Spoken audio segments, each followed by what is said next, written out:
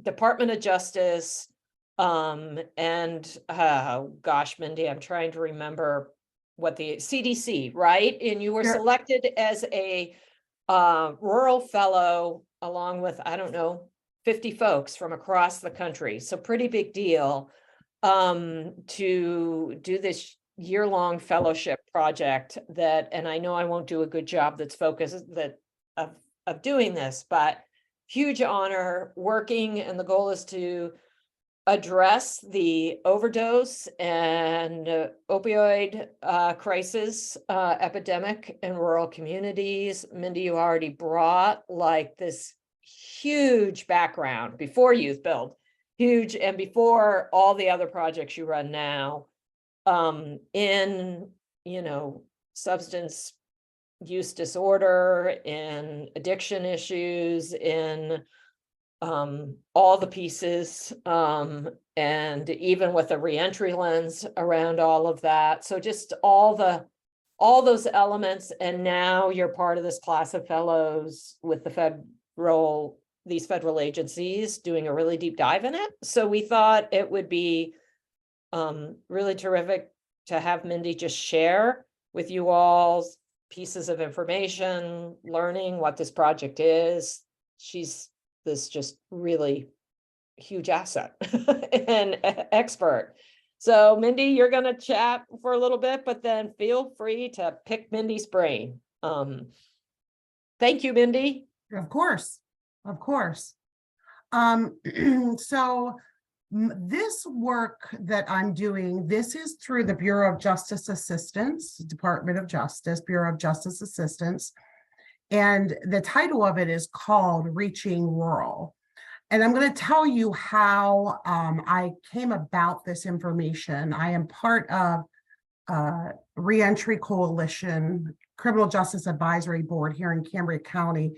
And 2 individuals from Rollo Strategies was at that meeting.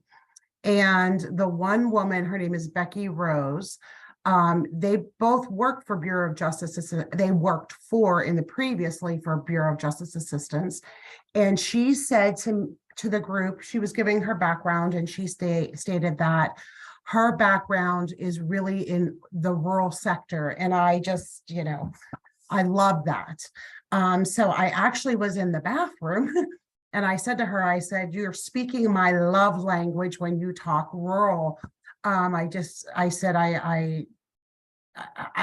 spoke of this group. I spoke of our many years of friendship and work that we have had together. So at the end, she approached me about applying to this Reaching Rural Fellowship. And it is regarding substance use. And I will be 1000% honest with you. I thought I was over dealing or working in that sector, but was I really? I wasn't working for a drug and alcohol rehab. I wasn't doing treatment. I wasn't doing prevention, but in essence, I am. We all are in our youth build programs. I know that my youth build program or my reentrance, any program that I'm working in within my department, have been adversely impacted by the opioid crisis, specifically in a rural setting with the Oxycontin. And there are, and I'm going to make a side note here, there are opioid settlement dollars that we should all be aware of, that you could possibly tap in for some programming for your own kids at Youth Build. We're doing we put mental health counselors inside of prison, or not inside prisons, inside of schools. And so you can tap into those dollars for your programs. I would find out what your county is doing. They should be streaming from the feds down to the county level, and wherever your drug and alcohol dollars sit, probably have those funds. So I'd make sure you would check that out. I know the impact that the opioid crisis has had on me personally, in my own family, and with my students. I cannot tell you how many students that come through our doors who are on methadone or Suboxone, or sometimes some kind of medicated assisted treatment.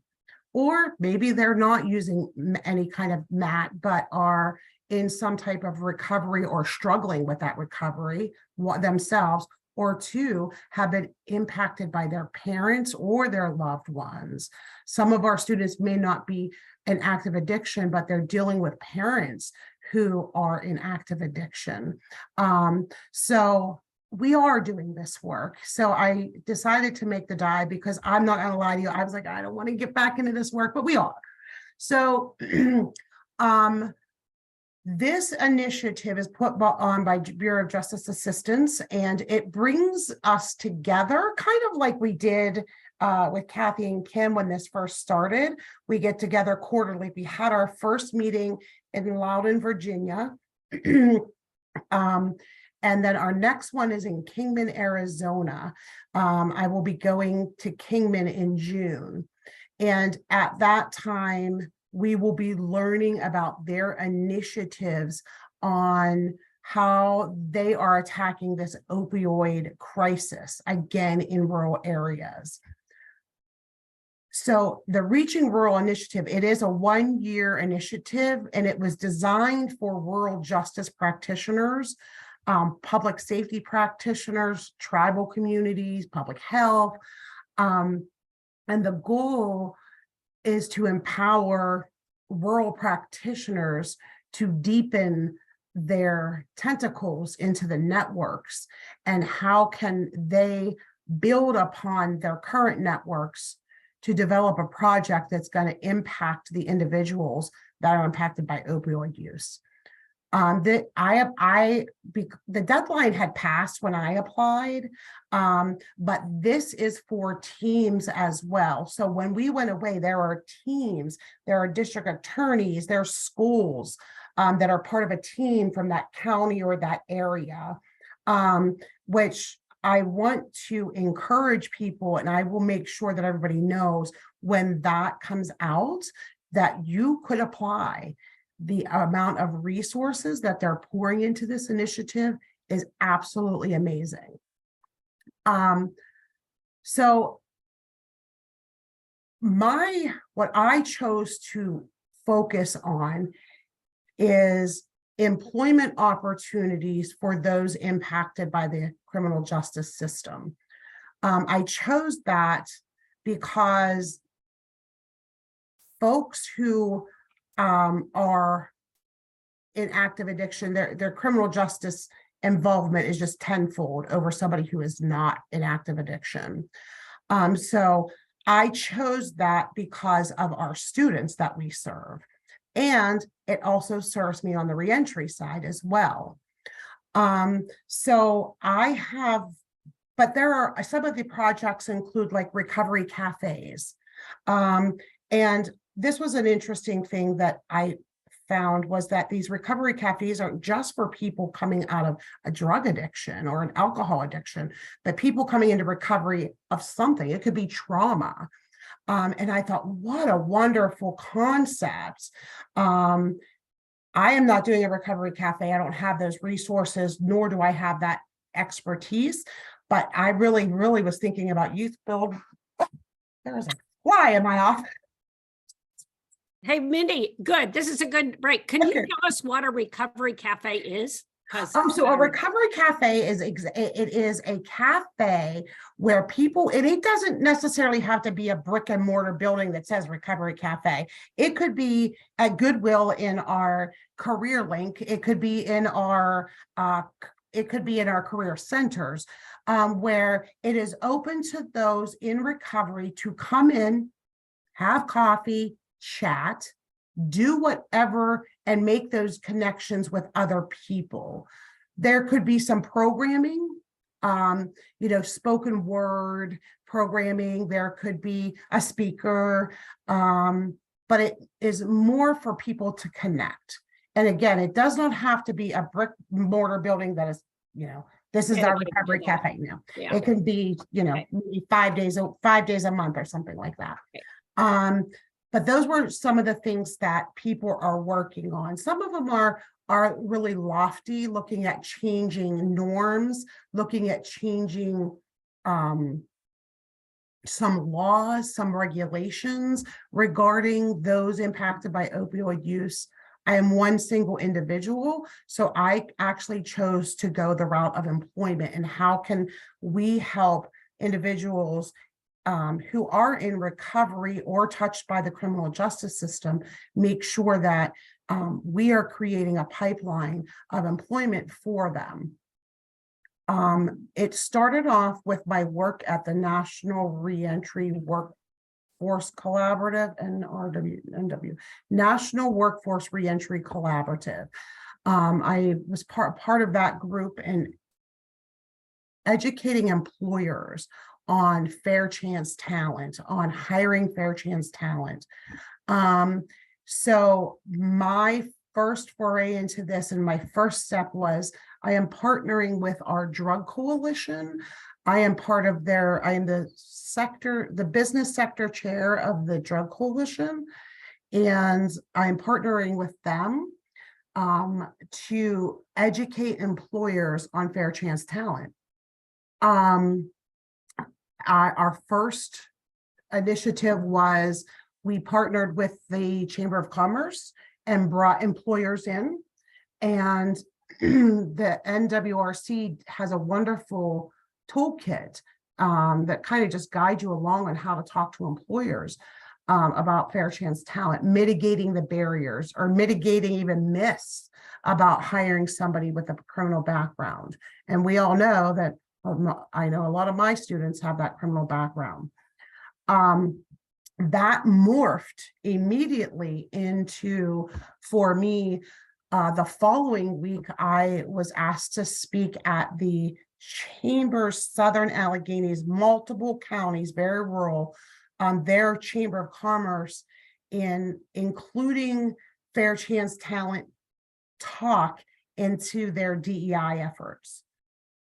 And that was interesting. I will share that when I brought this up, nobody had ever thought about including fair chance talent in their DEI efforts, not a one. And these are large employers in our area, such as like a Sheetz, which is a convenience store. Me and Kim, we talk about Sheetz all the time. We have REI, which is in Bedford County. You are probably all familiar with REI. That's where their headquarters are located. Our hospitals never thought about fair chance talent from a DEI effort or standpoint, from that lens. I was shocked by that, but then I thought, maybe that's not a bad thing. Maybe it is a good thing, because if they're thinking this as a DEI issue, they're going to maybe start attacking it a little bit more. I first was shocked, but now I look back and think maybe it's not a bad thing.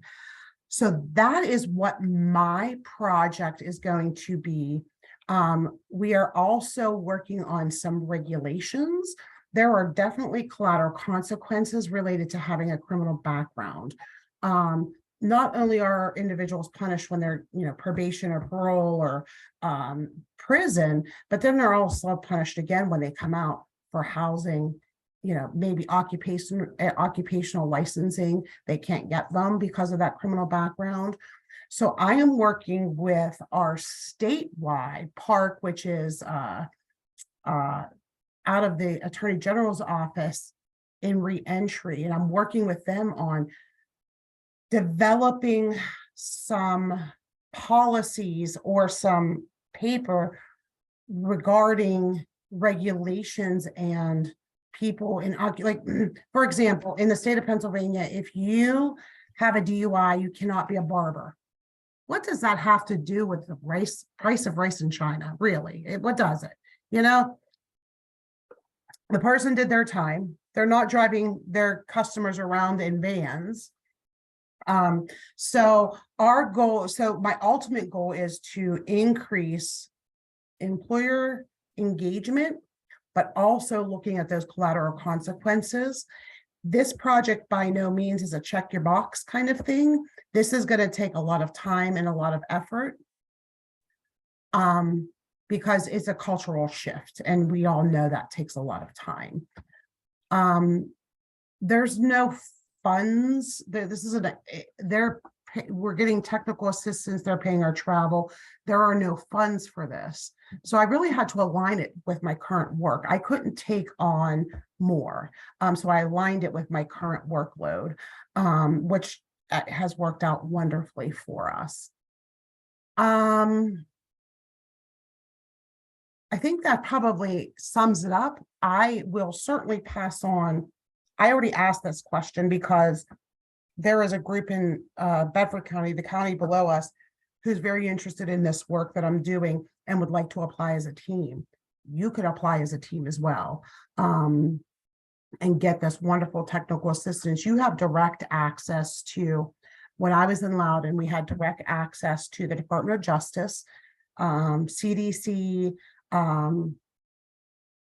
USDA, Health and Human Services. They were all in this room with 100 people. And I will share with you something that was really dumbfounding, and I'll end it with this. It wasn't dumbfounding, it was interesting. The woman from the Department of Justice said, you know, when you write these grants, when you're knee deep in these grants, you're like, what do they want us to know? Or what do they want us to say? What she said was pretty profound to me. She said, if you have an idea, call me, email me. We will figure out a way to make that work for you. And I just never thought about it that way. So that really changed my perspective a little bit on sourcing that and networking with those individuals to say, hey, I have this idea. Tell me, where would you fund this, or where can you point me? Never thought to make those kind of phone calls. So I am happy to share that information with you. I think that probably sums up my time with BJA so far and my reaching rural. In 1 year, we'll have some outputs that are going to be put out into the field, which I'm excited for. And I will certainly share with you guys whatever outputs those are.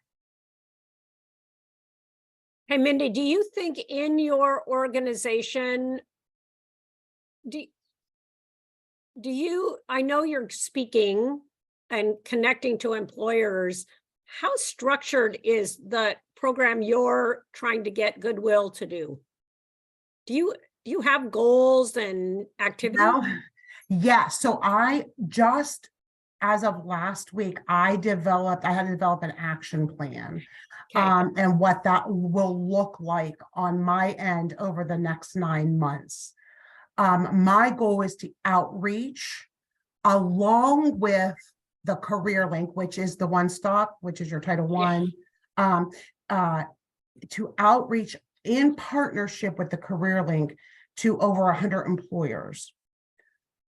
My end goal, again, is not checking a box. My end goal is to develop a pipeline. So this work won't be done in 1 year. Right. My right. end game is employer partners who I can make direct referrals to, so that our individuals, our youthful students, our reentrants can have a direct pipeline, but also kind of remediating those collateral consequences for those folks. Like, I have a welder right now who is a phenomenal welder, but he can't get into a company here in Johnstown because they have a federal contract and he has a felony charge from 12 years ago.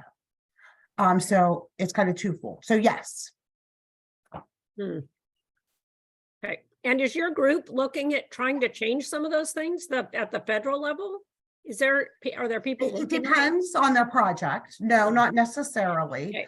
Okay. It really is depending on the project that what some people are doing is Narcan distribution. Oh, okay. They're doing a lot of different things then. Yeah. So it varies from the individual or the group that you're part of, what you have decided to do, because Narcan distribution here in our county is widespread, but I was surprised to find out in their county that's like a taboo thing, and it's saving lives here. I have Narcan on my desk drawer. We're trained. So it really, their project really is dependent upon the need of the community where these individuals are coming from. I'll quit asking questions now. No, that's good. That's good. Can I answer any other questions?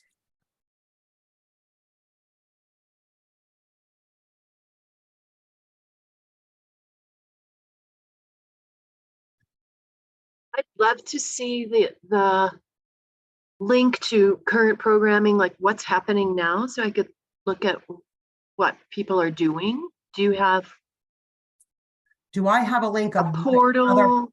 No, I don't. What you mean? What other fellows are? Yeah, your program, anyone that's currently receiving these funds, and what, so we could look at how we might be able to access this and start formulating what, that thoughts does about not it. exist yet, Malin. But Okay. I would guess that it will exist. Because they're going to roll that out. They're going to roll that out to the field.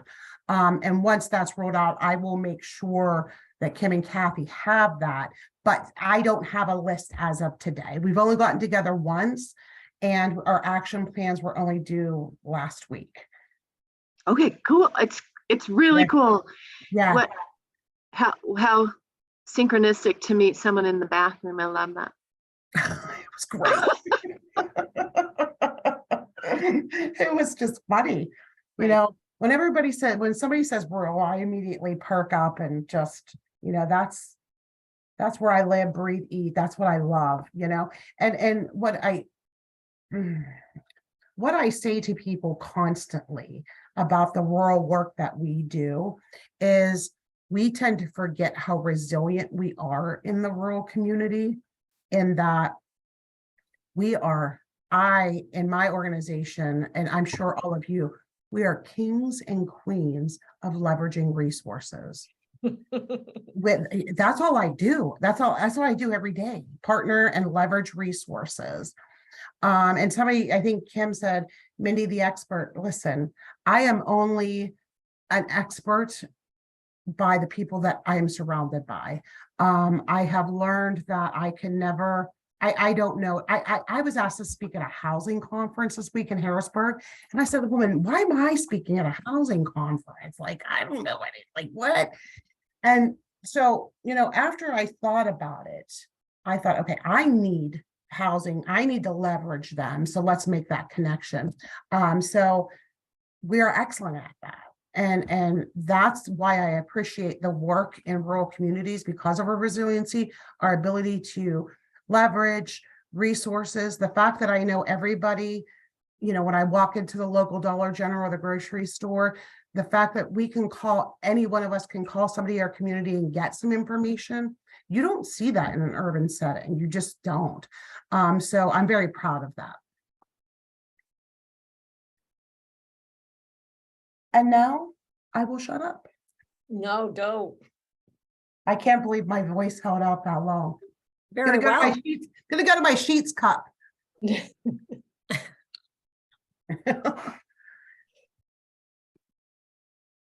Other questions for folks?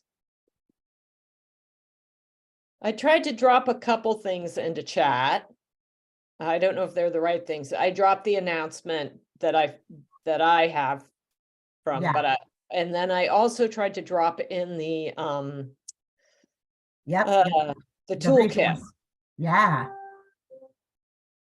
That toolkit is amazing. It really is. It really is. The project you've come up with, Mindy, is really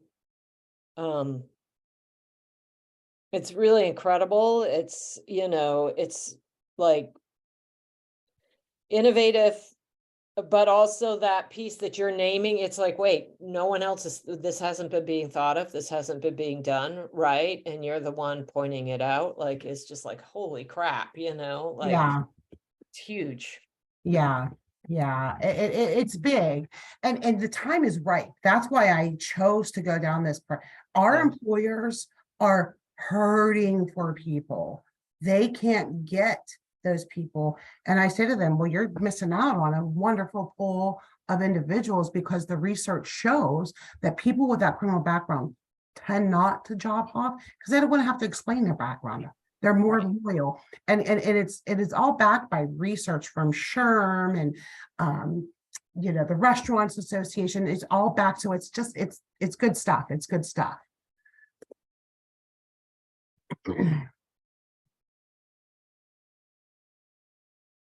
Looking at the toolkit. It's good. It's real good.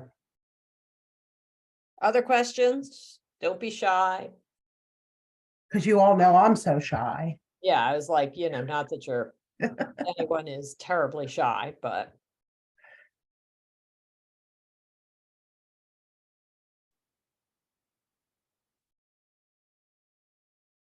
Just taking it all in. Thank you, Mindy, for sharing all of this. I'm really excited to read these resources and to see the way that we work, we do a lot of work like on the more national scale, and are connecting mostly to other people who are doing projects that are kind of like this in the independent living space. So it's cool to see what organizations are doing and how this work integrates with what we're seeing in the disability community. Yeah. I agree. And that toolkit probably could really be used by job developers in our programs.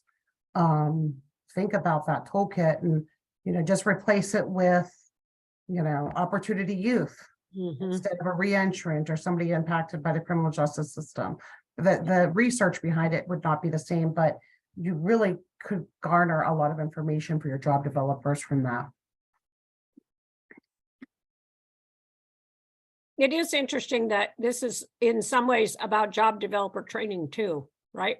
The right language around how to talk to employers about the populations you work with. Yes. Yeah. Absolutely. I like the fact that in that toolkit is a PowerPoint. It's specific to OJT or involved, but you're right. It's like, now let's make the business case, right? Yeah, you have to. And so it does help us follow a format that could help programs do a better job connecting employers to those groups, whether they're formerly incarcerated or not. Right. And this isn't feel good work, you know. We can't go to the largest employer in our towns and say it's the right thing to do. They don't care about I shouldn't say that. But really, they're approaching it from what Kathy just said, a business sense. You know, what makes sense for the employer? It makes sense to the employer from a business standpoint. You just have to convince them of that. Right. And I wonder if there's similar statistics for other populations than court involved or formerly incarcerated. You mean like an opportunity youth or like the big thing now is convincing employers to hire people who have substance use disorders. Oh yeah, well, and it's like, what are the statistics there? And yeah, you know, we're really spending social capital when we talk to employers. And what does that mean? And how does it work? Well, and this project has some of that involved. You know, there's some pieces in that. Because here in Cambria, here in Southern Alleghenies of Pennsylvania, we have CRSs now with certified recovery specialists that are working in our communities who are doing similar work. So it goes hand in hand, because if they're in recovery, they have that criminal background. Well, I shouldn't say it. Most people do, but they go hand in hand. That's an interesting occupation, a certified recovery specialist. Yeah. And it is a credential, by the way. Well, It is a and it credential. really, so many people who are recovering people with substance abuse problems want to go in and help other people. And here is an actual credential that could support that work. Yeah, we have a former student that, gosh, this was probably 12 years now. She's been gone out of youth build. She's a certified recovery specialist. or certified peer specialist, somebody maybe who is who has a mental health diagnosis, they're certified peer specialist. Our goal, or my goal, is to see that certified reentry specialist. All of those credentials are all people who have lived that life, who are in recovery or a reentrant or have a mental health diagnosis. We have a peer support program here at Goodwill. All of those employees have a diagnosed mental health disorder and they help other people. And they're all credentialed and they do not require a degree. Wow. And they're employed by our drug and alcohol programs, our county drug and alcohol programs. In different counties, they may be employed by the treatment facility. Got back from a national behavioral health conference, which was horrific in LA, 6,000 counselors at the LA Convention Center. Boy, Run and hide.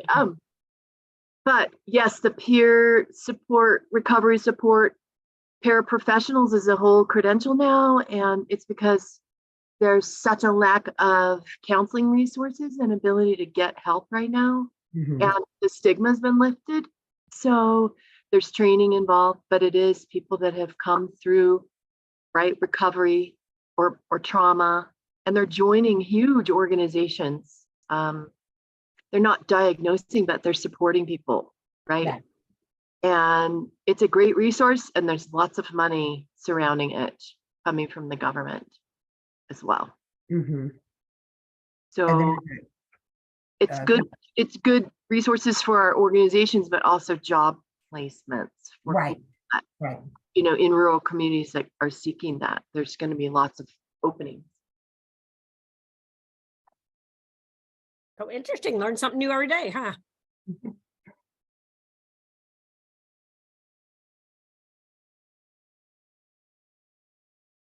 I was curious if anyone else has the recovery cafe concept and that you brought up earlier on, Mindy, and if anyone else has young, one, that kind of space in their community, and two, if you do, is it something that your young people that you are connected to at all, or not?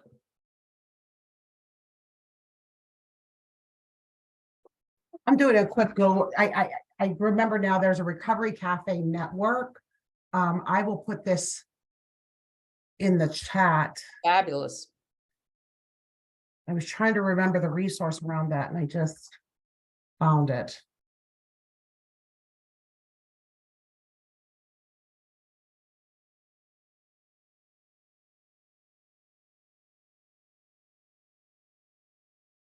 I just don't like the name Recovery Cafe because when I think of Recovery Cafe, I think addiction. Right. But Yeah, really I it's totally- trauma, it's Right. it's everything. They say what they said when we all got together is everybody's recovering from something. Right, But a lot of exactly. people It's don't like, see it that way. right, know. it definitely labels and right, like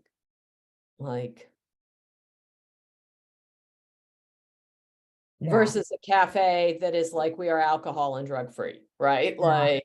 Like, or just some sort of other, like, that's sort of the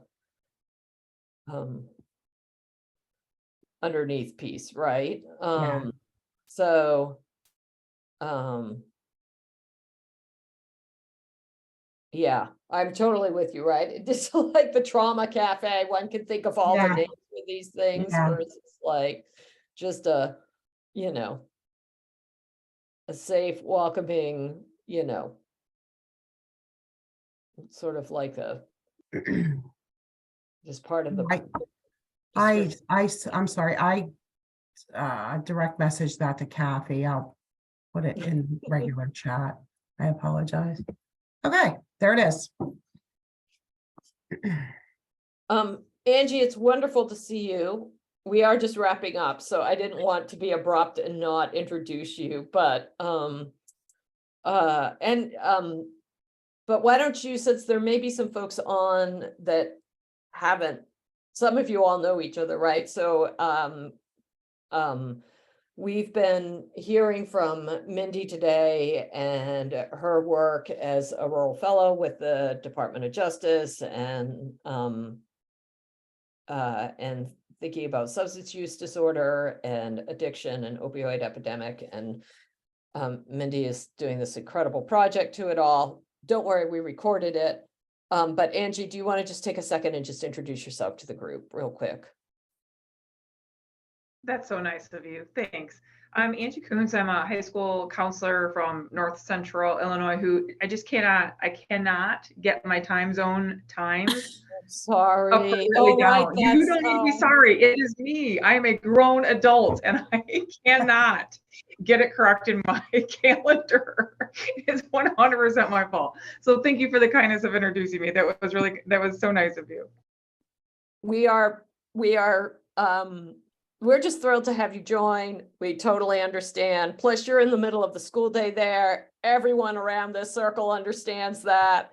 And just so you all know, we met Angie through CAST and the well-being equity work we've been doing. So, and we're like, hey, we've got this great learning community, Angie. Just like Abby Ritter, we were like, I think y'all would like to come play. Maybe, you would enjoy this conversation.